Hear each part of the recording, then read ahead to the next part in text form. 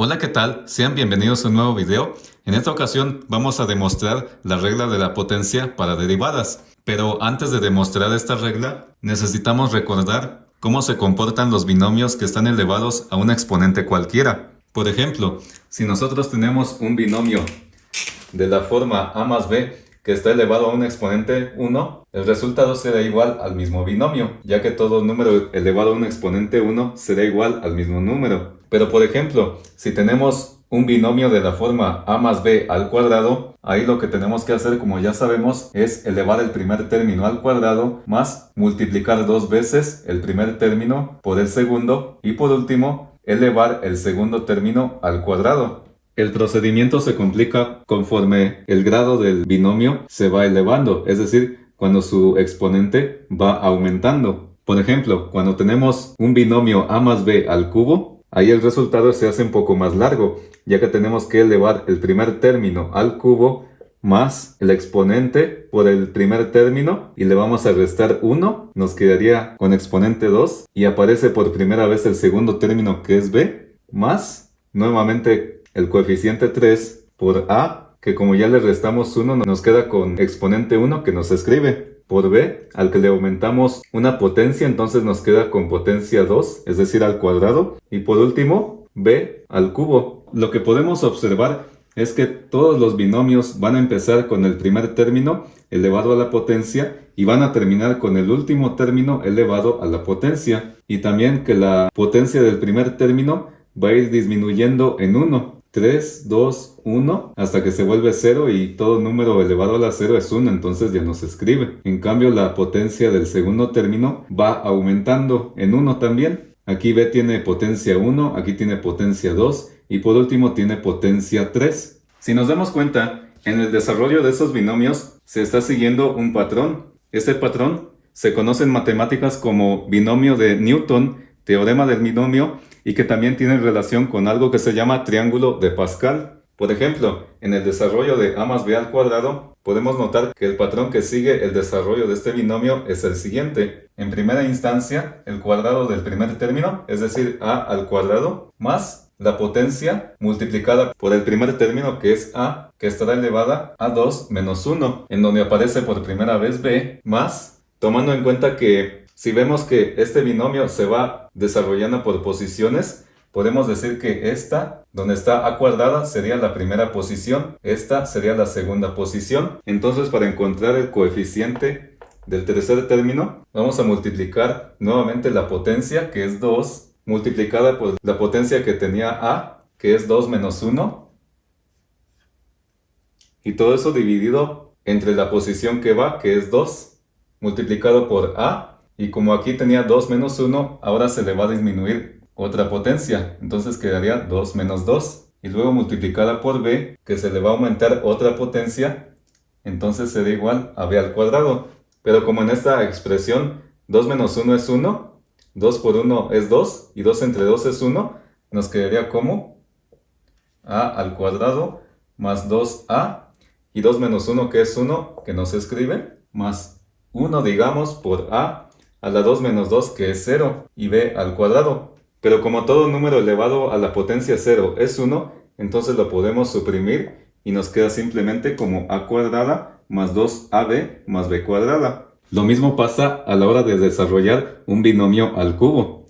El patrón que este binomio va a estar siguiendo es el siguiente. El cubo del primer término, que es a al cubo, más la potencia, que es 3, multiplicada por a, elevado a la potencia menos 1, es decir, 3 menos 1, y aquí aparece por primera vez el segundo término que es b, más la potencia que va a estar multiplicada por 3 menos 1, y que a su vez va a estar dividida entre la posición que va. Por ejemplo, si esta es la primera, esta sería la segunda, entonces esto va a ser dividido entre 2, multiplicado por el primer término que es a, al que se le va a disminuir otra potencia, entonces sería 3 menos 2, multiplicada por b, a la que se le aumenta otra potencia, entonces quedaría como b al cuadrado, más, aquí llevamos 3 posiciones, entonces para encontrar el coeficiente del último término, multiplicamos la potencia que es 3 por 3 menos 2, y todo eso dividido entre 3, que es la posición que va del binomio,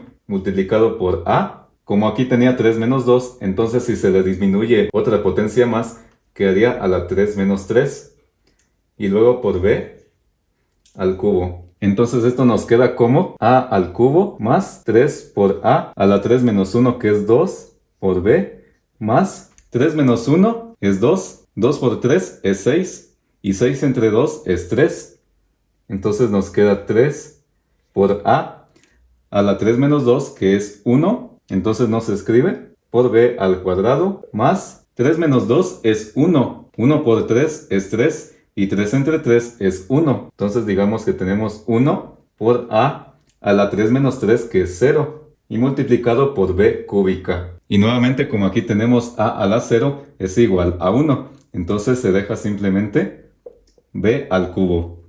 De esta manera podemos deducir lo que representa el binomio de Newton o el teorema del binomio, que nos sirve para calcular binomios que tengan cualquier exponente. Por ejemplo, si tenemos un binomio x más h elevado a un exponente n, según el análisis que estábamos viendo, el desarrollo de este binomio será igual al primer término elevado a la n más la potencia n multiplicada por x y elevada a la n menos 1, como pasó en el caso del binomio al cubo que estábamos analizando. Y aquí aparece por primera vez h, y después la potencia va a multiplicar a n menos 1,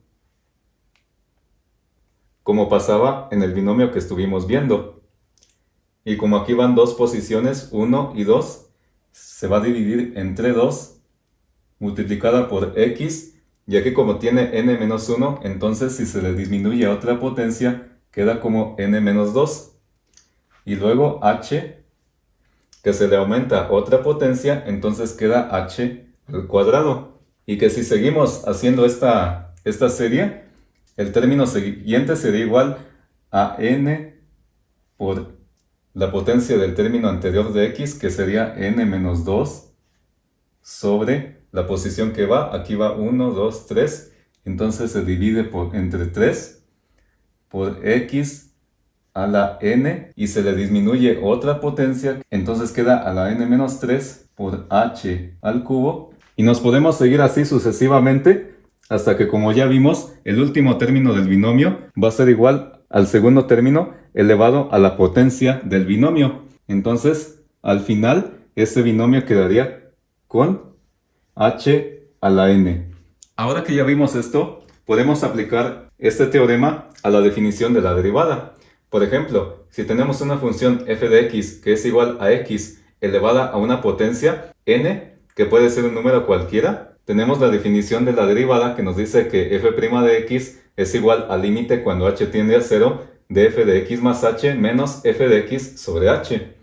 En este caso, si f de x es igual a x a la n, f de x más h será igual a x más h a la n. Entonces, sustituyendo estos valores en la definición de la derivada, obtenemos lo siguiente.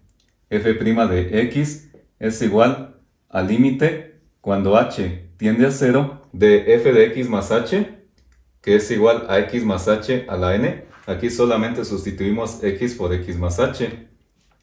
Entonces nos queda x más h a la n menos f de x, que es igual a la función original, que es igual a x a la n, todo esto dividido sobre h. Y según lo que ya vimos, x más h a la n, según el teorema del binomio, se puede representar así. Este binomio a una potencia cualquiera será representado de esta manera.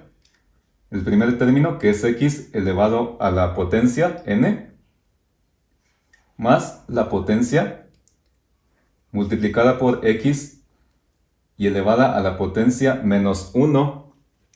Y aquí aparece el segundo término, que es h, más la potencia n multiplicada por n menos 1 sobre 2, porque aquí ya van dos posiciones, 1 y 2, por x, a la que se le disminuye otra potencia, entonces sería n menos 2, y luego h, a la que se le aumenta otra potencia, entonces queda como h al cuadrado. Hasta que al final de cuentas, el último término será h a la n, es decir, el segundo término elevado a la potencia n. Y todo esto menos x a la n, que es menos f de x, y dividido sobre h. Si nos damos cuenta, aquí tenemos x a la n y aquí tenemos menos x a la n. Entonces estos términos, como son opuestos, se pueden eliminar, ya que x a la n menos x a la n es 0. Entonces nos quedamos con los demás términos, que son n por x a la n menos 1 por h más n por n menos 1 sobre 2 por x a la n menos 2 por h al cuadrado.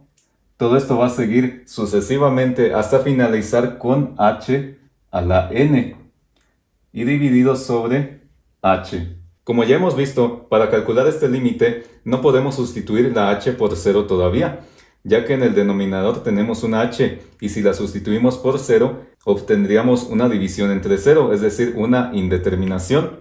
Entonces, para poder eliminar esta h del denominador vamos a hacer lo siguiente. Vamos a factorizar el numerador sacando factor común.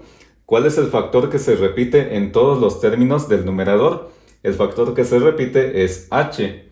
Entonces la sacamos como factor común y la vamos a multiplicar por todos los demás términos, pero sin una h. Entonces nos queda como h por n por x a la n menos 1 más n por n menos 1 sobre 2 por x a la n menos 2 por h. Aquí como tenía h cuadrada, como ya le quitamos una h, nos queda solo una h.